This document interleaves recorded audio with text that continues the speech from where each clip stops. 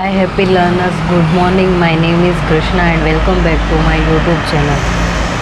So yesterday we studied about idealism and I forgot to give you Indian idealists. So there are so many names and idealism में बहुत सारे लोग हैं जो हमारे India से थे, जो आइडियलिज़म में मानते थे।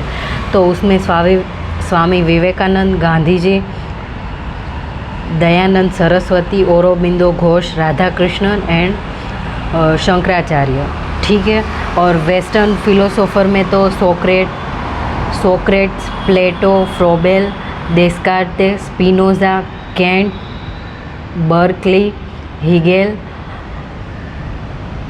Leibniz, Fichte, Schelling, Green and William T Harris, ठीक है। तो ये मैं कल आपको बताना भूल गई थी क्योंकि एग्ज़ाम में जो इंडियन फिलोसोफर है उसका भी नाम आएगा, तो we have to remember this also. तो today we will study about realism and realism जो है उसमें क्या आएगा कि जो रियल है, मतलब अभी जो दिख रहा है वो ही रियल है और आइडिया जैसा कुछ होता नहीं है। तो जो रियलिस्ट है वो ऐसा बिलीव करते थे कि जो यहाँ पे आजू बाजू सब दिख रहा है और जो रियल में जो है वो ही सब कुछ है, आइडिया ऐसा कुछ है नहीं, सोल वो सब कुछ नहीं है। तो रियलिज़म में Aristotle was the father of realism, ठीक है। तो आइडियलिज़म में हम फादर किसको याद रखेंगे, तो उसमें प्लेटो आएगा और रियलिज़म में एरिस्टोटल आएगा, ठीक है। तो रियलिज़म में हमें ये याद रखना है कि ये अपोजिट टू मॉडर्न और subjective idealism of Berkeley and Kant. World is around us and world of objects is real rather than idea. तो हमारे आसपास जो वर्ल्ड है, मतलब ये दुनिया हमारे आजू बाजू जो है वो ही सब कुछ रियल है और जो आइडियाज़ वो सब है उनसे कहीं ज़्यादा हमारे आसपास जो हमें दिखाई दे रहा है वो सब रियल है। रियलिस्ट ऐसा बोलते थे और they believe only real things only, okay. और true reality is outside the mind for responding to our conception and perception. It regards the world of physical reality as truly fundamental thing is experience। और जो physical हमें दिखाई दे रहा है और हम experience से जो कुछ समझ रहे हैं, देख रहे, वो ही सब रियल है, वैसा रियलिस्ट का कहना था। तो रियलिस्ट में जो नाम है उसमें पहले आएगा एरिस्टोटल, जॉन मिल्टन, फिलोसोफर्स जो रियलिज़म से जुड़े हुए थे। Aristotle, John Milton, John Locke, विदरहेड, फिर Erasmus, Rabelais, Francis Bacon, Comenius, Herbert Spencer, G Moore, फिर रिचर्ड मलकोस्ट। और हमारे इंडिया में जो मुंशी प्रेमचंद है वो भी आएंगे। और गांधी जी है वो आइडियलिस्ट और रियलिज़म में भी बिलीव करते थे। तो गांधी जी को हमें दोनों साइड में रखना है क्योंकि गांधी जी का ओपिनियन सेम था आइडियलिज़म के ऊपर और रियलिज़म के ऊपर। और नेचुरलिज़म में भी गांधी जी बिलीव करते थे हमारे इंडियन फिलोसोफर में, ठीक है। फिर मेटाफिज़िक्स ऑफ रियलिज़म। तो reality is eternal and it can be verified. तो जो रियलिटी है वो इटर्नल है और जो हमें दिखाई दे सकता है वो उसको ही हम देख सकते हैं और उसके बारे में हम बात कर सकते हैं और उसको उन चीज़ों को हम वेरीफाई कर सकते हैं, ठीक है। फिर reality is independent of mind. तो जो रियलिटी है वो हमारे माइंड में, मतलब हमें जो दिख रहा है वो ही हम ऐसे ही सोचेंगे ना कि ये देखो ये चीज़ यहाँ पर है तो ये है और मुझे अभी यहाँ पे दिखाई दे रही है कि ये बुक है, फिर मेरा हाथ है, तो ये सब मुझे दिखाई दे रहा है, वो सब सच है। और pluralistic world, materialistic ideas and experience, ये सब इसमें नहीं वो ज़्यादा बिलीव करते, ठीक है। फिर एपिस्टेमोलॉजी ऑफ रियलिज्म, तो नॉलेज डिराइव फ्रॉम एक्सपीरियंस, जो हमारा ज्ञान है वो कहाँ से आएगा कि जब हम अनुभव लेंगे तब, ठीक है। Use of experience of scientific method to acquire knowledge, तो हमारा जो एक्सपीरियंस है उसको हमें ज्ञान कैसे प्राप्त करना है उस पे हमें ध्यान देना है, ठीक है। और ये जो अनुभव है उसमें से ही हमें ज़्यादा सीखने को मिलेगा, ठीक है। फिर एक्सियोलॉजी ऑफ रियलिज्म, तो डिस्कवर वैल्यूज़ इन इमीडिएट सोशल लाइफ, तो कुछ भी हमारी जो सोशल लाइफ है उसमें से हमें वैल्यूज़ है उसको डिस्कवर करना है। जैसे हम समाज में सोशलाइज करते हैं, फिर कम्युनिकेट करते हैं, तो हमें समाज है वो क्या सिखाता है कि हमें सबके साथ मिलजुल के जो ब्रदरहुड होता है वैसे रहना है, तो वो जो होता है ब्रदरहुड उसको वैल्यू बोलते हैं, ठीक है। फिर behaviour should be socially and rationally expected, तो जो बिहेवियर हमारा है तो वो थोड़ा सोशली और रैशनली होना चाहिए, ठीक है, हमारा बिहेवियर है वो। Values are derive from nature and are absolute external, तो ये जो सारी वैल्यूज़ है वो कहाँ से आएगी कि वो बाय हमारे नेचर आएगी, और वो सारी एक्सटर्नल थिंग्स है कि वो बाह्य चीज़ें हैं, ठीक है।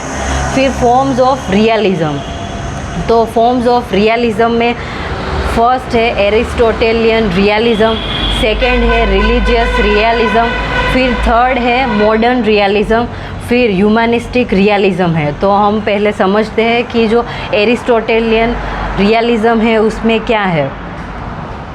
तो इसमें एरिस्टोटल ने जो थियोरी दी है कि जो आइडियाज़ है are the best and ideas are the real, Aristotle ने ऐसा बोला था, ठीक है। तो यहाँ पे बताया गया है कि अकॉर्डिंग टू एरिस्टोटल आइडियाज़ और forms such as idea of God और idea of tree can exist without matter, but no matter can exist without the form.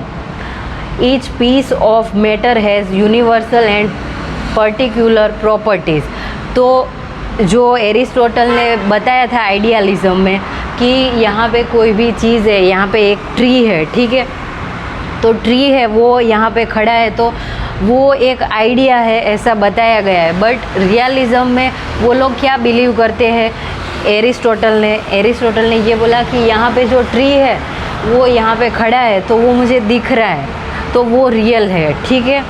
फिर रिलीजियस रियलिज्म, तो उसमें जो क्रिश्चियनिटी है उसके सारे बिलीफ आ जाएंगे। फिर मॉडर्न रियलिज्म, उसमें Francis Bacon and John Locke वो ज़्यादा इन्वॉल्व थे, और हमें ये याद रखना है कि Francis Bacon and John Locke were involve in developing systematic methods of thinking and ways to increase human understanding.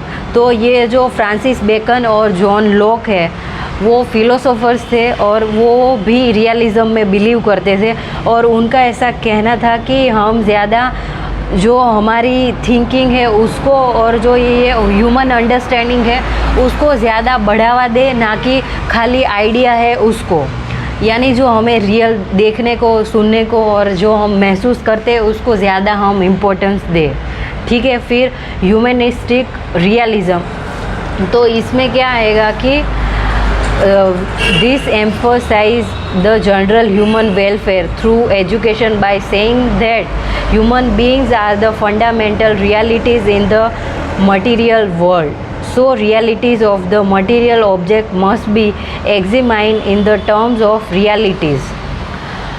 तो हमारा जो आसपास हम जो सोशल मतलब सोसाइटी में रहते हैं तो हमें सोशलाइज कैसे करना है, फिर हमारी जो ह्यूमन वैल्यूज़ है उसको कैसे आगे ले जाना है, उसके लिए भी ये बात करता था। तो इसलिए ये ह्यूमनिस्टिक रियलिज्म है वो आएगा, ठीक है। तो फॉर्म्स ऑफ रियलिज्म में एरिस्टोटेलियन रियलिज्म आएगा कि एरिस्टोटल बोलता है कि ये यहाँ पे ट्री खड़ा है तो ये ट्री है और मुझे ये दिख रहा है, तो it is real and Aristotle ने ये बोला था, ठीक है।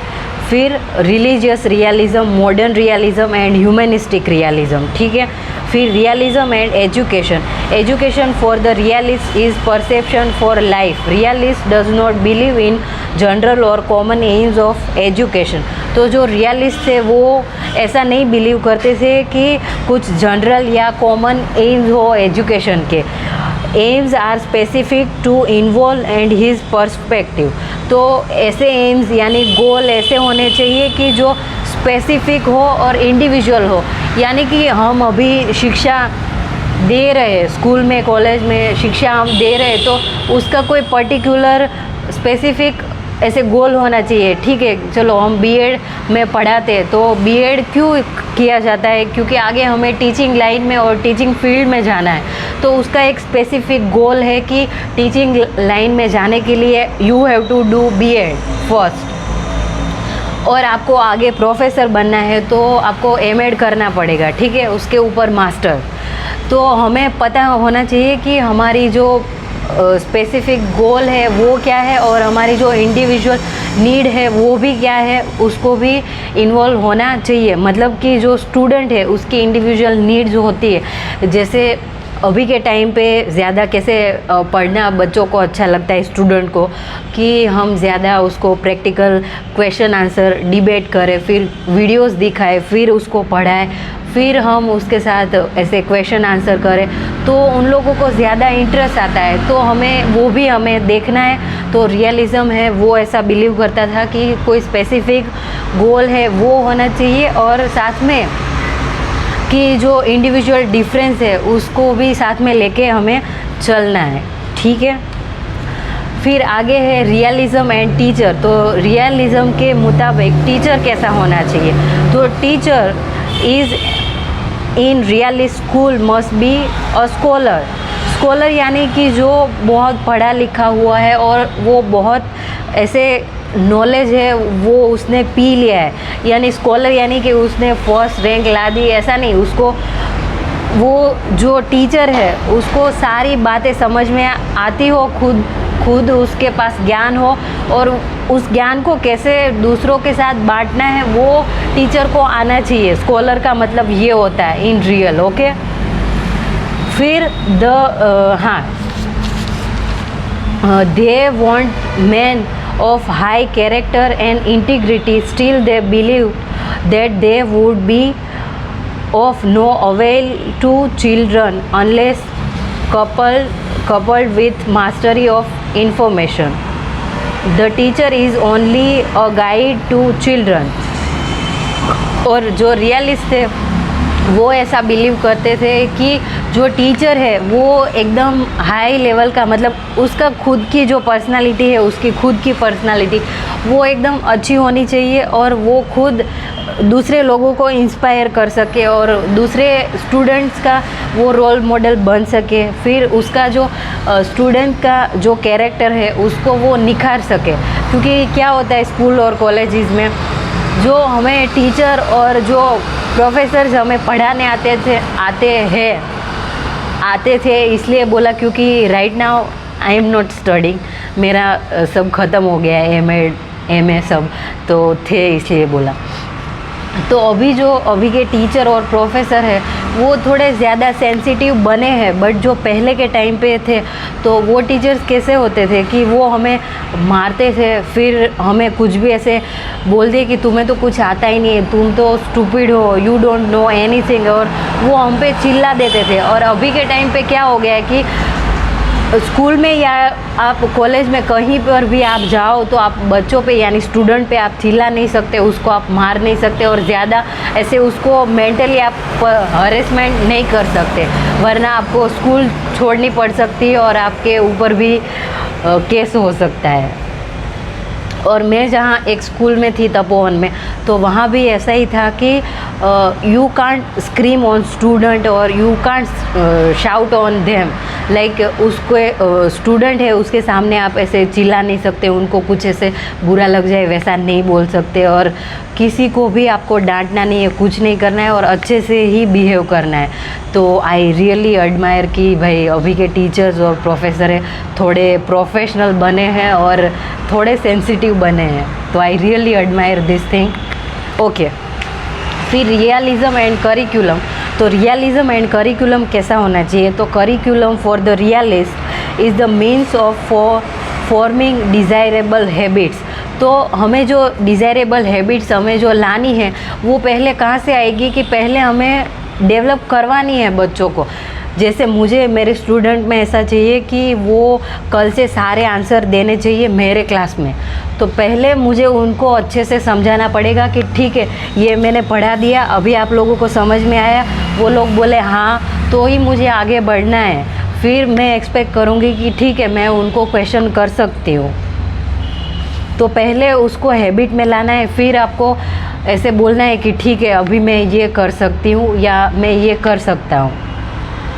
ओके, और करिकुलम है उसमें ज़्यादा फिज़िक्स है उसको इम्पोर्टेंस देना है, केमिस्ट्री, मैथमेटिक्स, फिर लिटरेचर है, बायोग्राफी, फ़िलोसॉफ़ी, उसको भी इम्पोर्टेंस देना है। यानी सारे जो प्रैक्टिकल्स जो सब्जेक्ट है उसको और लिटरेचर को दोनों को साथ में लेके हमें चलना है अकॉर्डिंग टू रियलिज़म। फिर teaching method according to realism. तो टीचिंग मेथड ऐसी होनी चाहिए कि लेक्चर होने चाहिए, डिस्कशन होना चाहिए और सिम्पोजिया, और जो सोक्रेटिक जो मेथड है लर्निंग की वो भी होनी चाहिए अकॉर्डिंग टू रियलिस्ट। ठीक है, फिर डिसिप्लिन कैसा होना चाहिए अकॉर्डिंग टू रियलिज़म। तो to realist the discipline implies to an act according to rules and regulation of an educational institutions. The purpose of discipline is to make the people submit himself to the direction of the physical world, because he himself its physical part, but they were not in the favor of using any punishment or for maintaining the discipline. तो realism में जो realist है वो ऐसा मानते थे कि जो स्टूडेंट है उनको हमें ऐसे बोलना है कि you should be in your like the way you want you can behave, but आपको क्या करना है कि you should be in your boundaries. और आपको वो लोग जो स्टूडेंट है वो रूल तोड़े तो उसके लिए आपको उसको पनिशमेंट नहीं देनी है, फिर उसको आपको फिज़िकल भी पनिशमेंट नहीं देनी है, मारना नहीं है, गाली नहीं देना है, कुछ भी ऐसे नहीं करना है। और लिमिटेशंस क्या है? तो लिमिटेशन ये है कि realism lays undue stress on the needs of material world. तो ये जो रियलिज़म है वो ज़्यादा मटेरियलिस्टिक जो थिंग्स है उस पर स्ट्रेस करता था। ठीक है, फिर realism neglect the spiritual world. तो जो रियलिज़म है वो स्पिरिचुअल वर्ल्ड है उसको एकदम से निगलेक्ट, यानी कि वो उसको ऐसे ही समझता था कि ये ज़रूरी नहीं है। Curriculum suggested by the realism is lopsided and by placing more emphasis on material aspect, realism neglect the human aspect। तो जो रियलिज़म है वो ज़्यादा मटीरियलिस्टिक जो थिंग है उसको ज़्यादा इम्पोर्टेंस देता था, तो इसकी वजह से जो हमारे ह्यूमन जो थिंग्स है उसको कम इम्पोर्टेंस हो जाता था। तो वो गलत है, क्योंकि जो मटेरियलिस्टिक थिंग है, यानी ये मैं आपको फॉर एग्जांपल ये मटेरियलिस्टिक थिंग है, ये बोतल है, ठीक है, तो इसको ही मैं ऐसे बोलूँ कि ये मेरी बोतल है, इसको मुझे अच्छे से रखना है, इसको कुछ होना नहीं चाहिए ये वो, बट सामने मेरे आजू बाजू जो लोग हैं उनको मैं हर्ट कर रही हूँ, उनके साथ अच्छा व्यवहार नहीं कर रही हूँ। तो एक तरह से वो ऐसा हुआ कि जो मटेरियलिस्टिक थिंग है उसको मैं अच्छे से रख रही हूँ, और जो ह्यूमनिस्टिक जो थिंग है यानी जो दूसरे इंसान है उसके साथ अच्छा बिहेव नहीं कर रही, तो which is not good. Okay, फिर realism does not accept the importance of an internal value without which it is not possible to attain real happiness. तो ये जो रियलिज़म है वो क्या होता था उसमें कि जो मटीरियलिस्टिक थिंग है उसको आप ज़्यादा इम्पोर्टेंस दोगे तो आपकी जो हैप्पीनेस है वो ज़्यादा देर तक टिक नहीं पाएगी, क्योंकि जो मटीरियलिस्टिक थिंग होती है जैसे कि फ़ोन है, हमारा कंप्यूटर है, उसके अंदर ही आप ऐसे पूरे दिन उसका यूज़ करते रहोगे और उसमें ही घुसे रहोगे तो आपको ज़्यादातर आपको थोड़ी देर के लिए वो हैप्पीनेस दे सकता है, बट जो अल्टीमेट जो गोल है और जो अल्टीमेट हैप्पीनेस है वो कैसे मिल सकती है, वो हमें एक्सरसाइज करके, लोगों से बातें करके, फिर हमें उनसे मिल सकती है कि जो हमारे आसपास के लोग हैं उनके साथ हम बातचीत करें, पढ़ाएं। फिर कई लोग ऐसे होते हैं जिनको पढ़ाना अच्छा लगता है, बोलना अच्छा लगता है, लिखना अच्छा लगता है, तो वो अल्टीमेट जो हैप्पीनेस है वो दे सकता है। ठीक है, तो इसकी बात की गई है रियलिज़म में, तो इट्स ऑल अबाउट रियलिज़म। और मुझे ऐसे लगता है कि कहीं पर मैंने ज़्यादा ओवर एक्सप्रेस कर दिया हो तो ठीक है, क्योंकि आई एम अ टीचर तो मुझे हर चीज़ है वो ज़्यादा एक्सप्लेन करने की और समझाने की आदत है। तो रियलिज़म में हमने समझा कि एरिस्टोटल वॉज द फादर, और फिर फॉर्म्स ऑफ रियलिज़म हमने पढ़ा, और जो हमें रियल दिखता है वही सब रियल है, और रियलिज़म में सब जो हमारे आसपास और जो हमें दिखता है वही सब है। ठीक है, फिर हमने फॉर्म्स ऑफ रियलिज़म में एरिस्टोटेलियन रियलिज़म पढ़ा, रिलीजियस रियलिज़म पढ़ा, फिर मॉडर्न रियलिज़म, ह्यूमनिस्टिक रियलिज़म पढ़ा, फिर रियलिज़म एंड एजुकेशन कैसा होना चाहिए, रियलिज़म एंड टीचर कैसा होना चाहिए, फिर करिकुलम कैसा होना चाहिए, टीचिंग मेथड है वो कैसी होनी चाहिए, डिसिप्लिन है वो कैसा होना चाहिए, और लिमिटेशंस ऑफ रियलिज़म वो हमने पढ़ा। Okay, so hope you will enjoy and will next हम बात करेंगे नेचुरलिज़म, वो भी अच्छा टॉपिक है। और मुझे तो सारे टॉपिक्स इसलिए अच्छे लगते हैं क्योंकि ये एजुकेशन है वो मेरा मतलब फेवरेट है, और इसमें मैं ज़्यादा और मैं खुद एक्सप्लेन इसलिए कर सकती हूँ क्योंकि ये मुझे पसंद है, और ये जो सब्जेक्ट है वो मेरा मतलब पसंदीदा और फेवरेट है, इसलिए मैं ज़्यादा एक्सप्लेन और ओवर शेयर कर सकती हूँ। तो hope you will enjoy. And आप कैसे पढ़ो कि आप अपना मन लगा के, और मन हमारा कब लगता है कि जो चीज़ हमें अच्छी लगती हो। तो मैंने मास्टर ऑफ आर्ट्स मतलब मैंने एमए किया, फिर बीएड किया, और बीएड के बाद मैंने एमएड किया, क्योंकि मुझे जब मैंने बीएड किया उसके बाद मैं टीचिंग में गई तो मुझे लगा कि इसके बहुत सारे फ़ायदे हैं और मुझे एमएड भी करना चाहिए, तो इसलिए मैंने एमएड किया है। और मैं मतलब ऐसे खुश हूँ कि मुझे जो पसंद है उसमें मैं आगे बढ़ रही हूँ। तो हमें जो चीज़ अच्छी लगती है उसमें हम ज़्यादा आगे बढ़ते हैं तो वो हमें ज़्यादा अच्छा लगता है, और उसमें हम ज़्यादा आगे बहुत सारी चीज़ें कर सकते हैं और एक्सपेरिमेंट भी कर सकते हैं। तो okay, bye and happy learning. Thank you so much.